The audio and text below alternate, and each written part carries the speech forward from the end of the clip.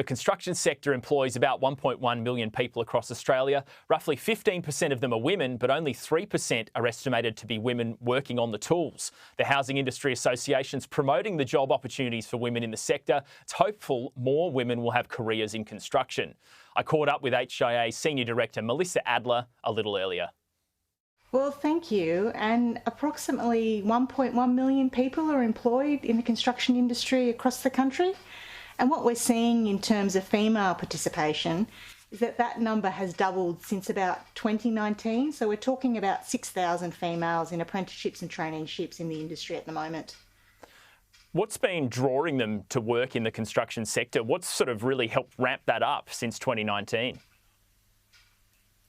There's a range of factors which are attracting more women to the industry, one of which is definitely a cultural shift. We're seeing that the on-site culture is changing, more accepting of having more females on site, and perceptions around who can do what on and off-site, I think, has shifted certainly in the last 5 to 10 years. And look, we know construction isn't just tradies working on site. What are some of the main roles that women do have right now within that construction sector? Well, there are, as you said, a number of roles off-site that support the construction industry. Designers, architects, engineers, lawyers. There's a range of options and opportunities for females to enter into construction, both on and off-site. Well, what's holding women back at the moment, potentially, from a career in construction? Are there any barriers there to get into the sector? I think there are some barriers.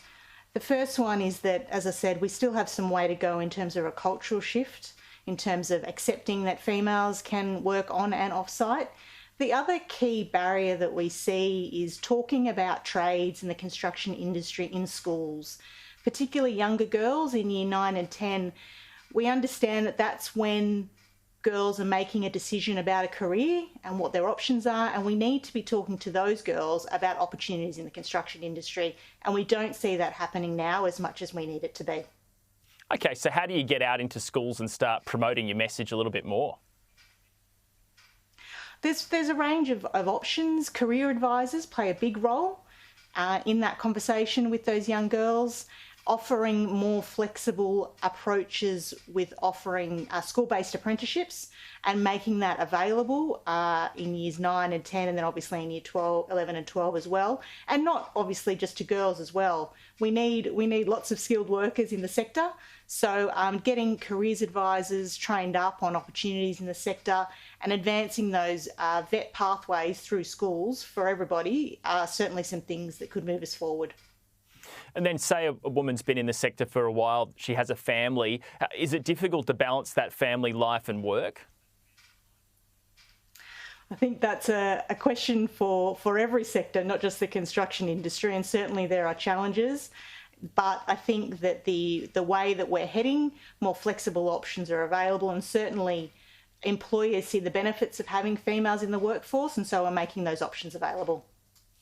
Looking more broadly, federal government's committed to building 1.2 million homes over the next 5 years. Do you think with where the industry's at, is that an achievable target? It's certainly an ambitious target. We would love to see the industry meet that commitment. At the moment, though, what we're seeing is that we're going to fall short, unfortunately. So there needs to be the right policy settings in place. For example, attracting females into the construction industry, attracting people generally into skilled trades to make sure that we can meet that ambitious target, which is so important for Australians. Yeah, how challenging is it right now for the construction sector to find people and workers at the moment? It's very challenging. The skill shortages are persistent and have been for many, many years. And it's an ongoing issue. And I think at the moment, everybody's minds are certainly focused on finding ways through that. The government is investing and reviewing to see what potential solutions there might be. But we definitely have some challenges ahead of us in terms of meeting that target. In the last couple of years, we've seen quite a few construction industry businesses, go bankrupt or go under, go into administration. Is the sector starting to improve? Are things getting a little bit better now with where the economy's going? Slowly. We're still seeing a slowdown in activity. Certainly interest rate rises haven't helped that. And a lot of our builders and the industry are still suffering from the price increases and delays that we've seen over the last couple of years. And that's presented a number of challenges, obviously, for the industry. And we're still seeing them deal with those. But hopefully over the next 6 to 12 months, we'll see them come out of that. Great. Well, Melissa Adler from the Housing Industry Association, thanks for coming on the program this afternoon.